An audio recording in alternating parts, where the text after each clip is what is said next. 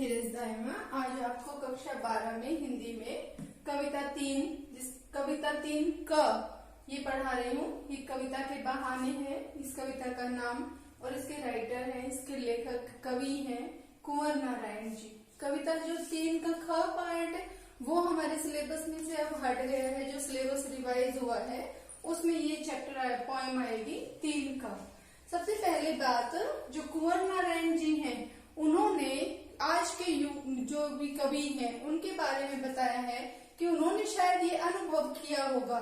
ये यांत्रिक युग है जहाँ पर की कविता पहले छंदबद्ध होती थी, उसकी गति, लय, ताल, अलंकार आदि का ध्यान रखा जाता था। अब कविताएं किस प्रकार से लिखी जाने लगी हैं, मुक्तक छंद में लिखी जाने लगी हैं।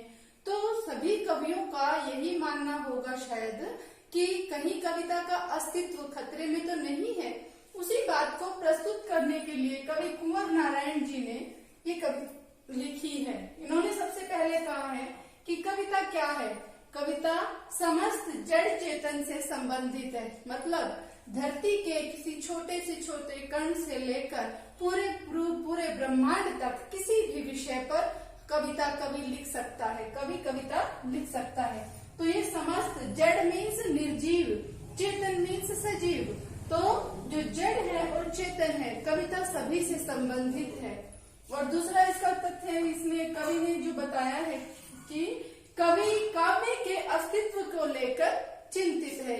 ये जो अभी मैंने बताया कि कवि को शायद ये चिंता है कि पता नहीं कविताएं और कितनी लिखी जाएंगी या कितने समय तक लिखी जाएंगी या कविताओं का अस्तित्व रहेगा या नहीं। कवि उस बात के लिए चिंतित है। कवि ने अपनी इस बात को स्पष्ट करने के लिए इसके विरोध में कि कविता होती है और होंगी, अंत तक होंगी, कविताओं का अस्तित्व अंत तक रहेगा, इस बात को स्पष्ट करने के लिए सबसे पहले बताया है कि चिड़िया की उड़ान सीमित होती है। चिड़िया उड़ती है लेकिन वो अंतरिक्ष में जाकर, आकाश में जाकर एक निश्चित समय के बाद, एक निश्चित सीमा के बाद वो थक जाती है और वापस आ जाती है। लेकिन जो कविता है, कविता की उड़ान असीमित होती है, अपरिमित होती है। क्यों? क्योंकि कवि किसी भी विषय पर कविता लिख सकता है। उस चिड़िया की उड़ान से भी दूर उसकी उड़ान होती है कविता की। चौथा तत्व है इसमें, जो चौथा पॉइंट है, कवि का मानना है कि फूल निर्धारित समय के लिए खिलता है, लेकिन फिर वही बात बताई है कि फूल की सीमा, फूल के खिलने की समय सीमा होती है। परंतु कभी भी ये देखना कि कविता के लिखे जाने की कोई समय सीमा नहीं होती। कभी भी कविता लिखी भी जा सकती है, किसी भी समय लिखी जा सकती है, किसी भी विषय पर लिखी जा सकती है। तो कविता के खिलने की या कविता के लिखे जाने की कोई निर्धारित समय सीमा नहीं होती। इसके बाद है, कौन है जो कि कविता की तरह से ही है। इस प्रकार से कविता में कोई बंधन नहीं है। कविता किसी भी, एक कवि ने पंक्ति कही है, जहां न पहुंचे रवि वहां पहुंचे कवि। रवि का अर्थ है सूरज, कि जहां तक सूरज की किरण भी नहीं पहुंच सकती, कविता उससे भी अधिक गहराई तक पहुंच सकती है। उससे अधिक गहराई तक कवि कविता का विषय चयन कर सकता है। तो यहाँ पर कवि ने बताया है कि जिस प्रकार से बच्चों की खेल की कोई सीमा नहीं होती, उसी प्रकार से कवि की कविता की भी कोई सीमा नहीं होती। बच्चे जब खेलते हैं तो छतों से एक घर से दूसरे घर, फिर उसके बाद दूसरे घर, तो घरों की सीमाएं उसको बांध नहीं सकती हैं। ना ही किसी धर्म, जाति और किसी भेदभाव की सीमा बच्चों के खेल को बांध सकती है। उसी प्रकार से कवि की कविता को भी कोई बांध नहीं सकता। अगला पॉइंट है, कविता भी शब्दों का खेल है। इससे सीमाओं का बंधन टूट जाता है या इससे सीमाओं के बंधन टूट जाते हैं। कवि की कविता को कोई बांध नहीं सकता। ये शब्दों का खेल है और ये जरूरी नहीं है कि हमारे ही देश की सीमा से संबंधित कोई कविता लिखी जाए। ये असीमित होती है, कहीं की किसी भी सीमा तक वो जा सकती है। और लास्ट है इस कविता का तथ्य, कि यह रचनात्मक ऊर्जा है, कि इसके द्वारा ये रचना है, बनावट है, किसी भी विषय पर इसको लिखा जा सकता है। अब मैं इस कविता में जो पंक्तियां कवि ने बताई हैं वो बता देती हूँ। कविता एक उड़ान है चिड़िया के बहाने। कवि ने चिड़िया के बहाने बताया है कि जिस प्रकार से चिड़िया उड़ती है उसी प्रकार से कविता भी एक उड़ान है।